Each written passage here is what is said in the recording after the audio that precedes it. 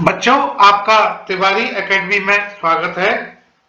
आज हम कक्षा 6 के लिए गणित के अध्याय 1 जो कि अपनी संख्याओं की जानकारी है की प्रश्नावली 1.3 करेंगे। प्रश्न 1, व्यापक नियम का प्रयोग करते हुए निम्नलिखित में से प्रत्येक का अवकलन कीजिए। प्रश्न का प्रथम भाग करते हैं। 730 धन 998। हम इन दोनों संख्याओं को निकटतम 100 तक सन्निकट करेंगे। 730 सन्निकट होता है 700 से, क्योंकि 730 700 के समीप होगा और ये 800 से दूर होगा, तो 730 का सन्निकट 700 होगा। 998 का सन्निकट होता है 1000 के, क्योंकि 998 1000 के समीप होगा और 900 से दूर होगा। अब हम दोनों सन्निकट संख्याओं को जोड़ लेते हैं, तो आकलित योग होगा 1700। अब हम प्रश्न का अगला भाग भी करते हैं। 796 का सन्निकट होगा 800। 314 का सन्निकट मान होगा 300, क्योंकि भाग बी में दिया गया है 796 घटा 314। तो इन दोनों संख्याओं को, सन्निकट संख्याओं को घटाएंगे और ये घटाने से आ जाता है 500, तो आकलित अंतर 500 होगा। प्रश्न का अगला भाग सी करते हैं। इसमें दिया गया है 12904 धन 2888। क्योंकि यहाँ पर 12904 संख्या बड़ी है 2888 से, 12904 को हजारों तक सन्निकट करेंगे, तो 12904 का सन्निकट मान होगा 13000। 2888 का हजारों तक सन्निकट करने से इसका सन्निकट मान आ जाता है 3000। इन दोनों सन्निकट संख्याओं को जोड़ने से उत्तर आ जाता है 16000, तो आकलित योग 16000 होगा। प्रश्न का अंतिम भाग दिया गया है 28292 घटा 21496। 28292 का हजारों तक सन्निकट मान होगा 28000, क्योंकि ये संख्या 28000 के समीप होगी, 29000 से दूर होगी, तो 28292 का सन्निकट मान बराबर 28000। 21496 का सन्निकट मान 21000 होगा, क्योंकि ये संख्या 21000 के समीप है, 22000 से दूर है। अब इन दोनों सन्निकट संख्याओं को घटा लेते हैं और घटाने से ये संख्या आ जाती है 7000, तो आकलित अंतर आ जाता है 7000। प्रश्न 2, एक मोटे तौर पर आकलन 100 तक सन्निकटन और एक निकटतम आकलन 10 तक सन्निकटन कीजिए। प्रश्न का हम पहला भाग करते हैं। भाग ए, इसमें दिया गया है 439 धन 334 धन 4317। दिए गए तीनों संख्याओं सन्निकटन करेंगे। 439 को 100 तक सन्निकटन करेंगे तो ये आ जाता है, ये संख्या हो जाती है 400। 334 को 100 तक सन्निकट करने से ये संख्या हो जाती है 300। 4317 को 100 तक सन्निकट करेंगे तो ये 4300 हो जाती है। अब इन तीनों सन्निकटन संख्याओं को जोड़ लेते हैं।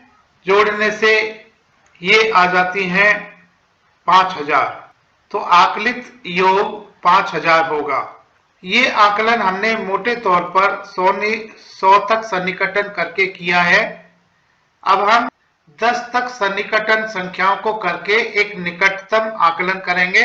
439 का 10 तक सन्निकट करने से यह संख्या 440 हो जाती है।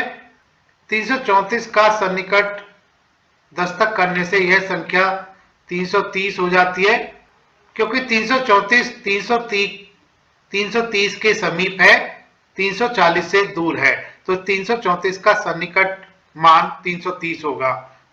इसी तरह से 4317 का सन्निकट मान 4320 होगा।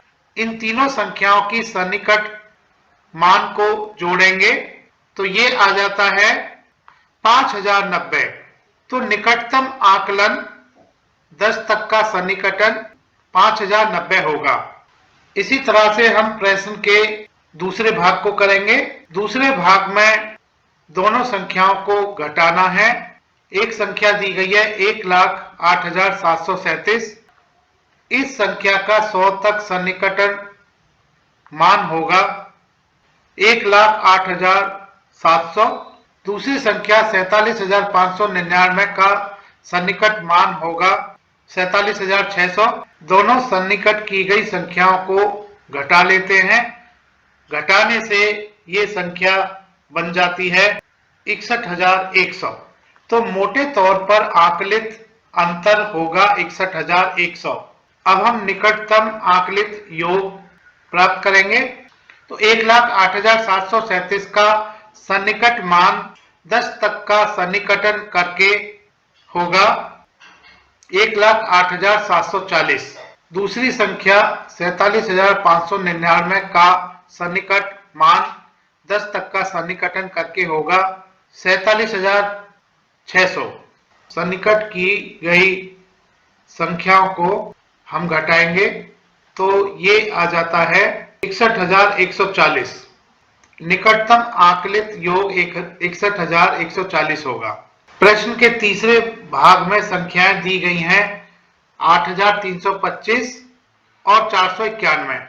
इन दोनों संख्याओं को घटाना है। तो पहले हम 100 तक सन्निकटन करेंगे दोनों संख्याओं का। 8,325 को हम 100 तक सन्निकट करने से इसको 8,300 लिखेंगे और 491 को 500 लिखेंगे। अब सन्निकट की गई संख्याओं को घटाएंगे। घटाने से ये मान आ जाता है 7,800। तो 100 तक का सन्निकटन करके संख्याओं का आकलित अंतर 7,800 होगा। अब हम दोनों संख्याओं का 10 तक का सन्निकटन करेंगे। 8,325 का सन्निकटन मान 10 तक का सन्निकटन करके 8,330 हो जाता है। 491 का 10 तक का सन्निकटन करके ये संख्या हो जाती है 490। अब इन दोनों सन्निकट की गई संख्याओं को घटाएंगे। घटाने से संख्या आ जाती है 7,840। तो निकटतम आकलित अंतर 7,840 होगा। अब हम प्रश्न का अंतिम भाग करेंगे। संख्याएं दी गई हैं 4,89,348। इस संख्या को घटाना है 48,365 से। 4,89,348 का 100 तक का सन्निकट मान होगा 4,89,300 और 48,365 का सन्निकट मान होगा 48,400। इसी तरह से 10 तक का सन्निकटन करेंगे तो 4,89,348 को हम 4,89,350 लिखेंगे और 48,365 को हम 48,370 लिखेंगे। पहले इन संख्याओं को सन्निकट करके लिख लेते हैं। अब हम दोनों संख्याओं के सन्निकट मान को घटा लेते हैं। घटाने से ये संख्या बन जाती है 4,40,900। तो मोटे तौर पर आकलित अंतर 4,40,900 होगा। दूसरी तरफ हम दोनों संख्याओं का 10 तक का सन्निकट करके इनको लिख लेते हैं। दोनों सन्निकट की गई संख्याओं का अंतर जानने के लिए इनको घटा लेते हैं। घटाने से ये संख्या आ जाती है 4,40,980। 10 तक का सन्निकटन करके निकटतम आकलन 4,40,980 होगा। प्रश्न 3, व्यापक नियम का प्रयोग करते हुए निम्नलिखित गुणनफलों का आकलन कीजिए। प्रश्न के सभी भागों में गुणनफलों का आकलन करना है। तो गुणनफल के लिए सन्निकट का व्यापक नियम यह है कि प्रत्येक गुणा की जाने वाली संख्या को उसके सबसे बड़े स्थान तक सन्निकट करना होता है और सन्निकटित संख्याओं को गुणा कर लेते हैं। प्रश्न के प्रथम भाग को करेंगे।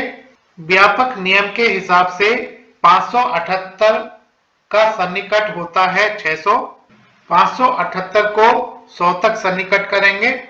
161 का सन्निकट मान 100 तक सन्निकटन करने से ये 200 होता है।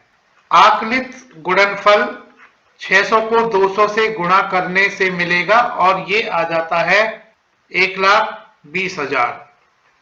तो आकलित गुणनफल 1,20,000 होगा। प्रश्न के दूसरे भाग में दिया गया है 5,281 गुणा 3,491। 5,281 का 1000 तक सन्निकटन मान 5,000 होगा, क्योंकि 5,281 5,000 के समीप है और 6,000 से दूर है। 3,491 का सन्निकट मान 100 तक सन्निकटन करने से 3,500 होगा। आकलित गुणनफल बराबर 5,000 गुणा 3,500। इसको गुणा करने से ये मान 1,75,00,000 आ जाता है। प्रश्न के तीसरे भाग में दिया गया है 1,291 गुणा 592। 1,291 का सन्निकट 1300 होगा, 1,300 होगा। 100 तक सन्निकटन करने से 592 को सन्निकट करेंगे 100 तक। 592 का सन्निकट मान 600 होता है अगर इसको 100 तक सन्निकटन करें। आकलित गुणनफल 1300 1,300 गुणा 600 होगा। 1,300 गुणा 600 7,80,000 होगा, क्योंकि 13 गुणा 6 78 होता है और 2 शून्य 2 शून्य, इस गुणनफल में 4 शून्य आएंगे। आकलित गुणनफल 7,80,000 होगा। अब हम प्रश्न के अंतिम भाग को करेंगे। अंतिम भाग में संख्याएं दी गई हैं 9,250 और 29। 9,250 को बड़े स्थान तक सन्निकटित करेंगे तो ये संख्या 10,000 होगी। इसका सन्निकटन हजारों तक किया गया है, तो 9,250 का सन्निकट मान 10,000 होगा। 29 का सन्निकट मान, इसको 10 तक सन्निकटन करेंगे तो ये 30 हो जाता है। आकलित गुणनफल 10,000 गुणा 30 होगा और 10,000 गुणा 30 बराबर 3 लाख। तिवारी एकेडमी को देखने के लिए धन्यवाद।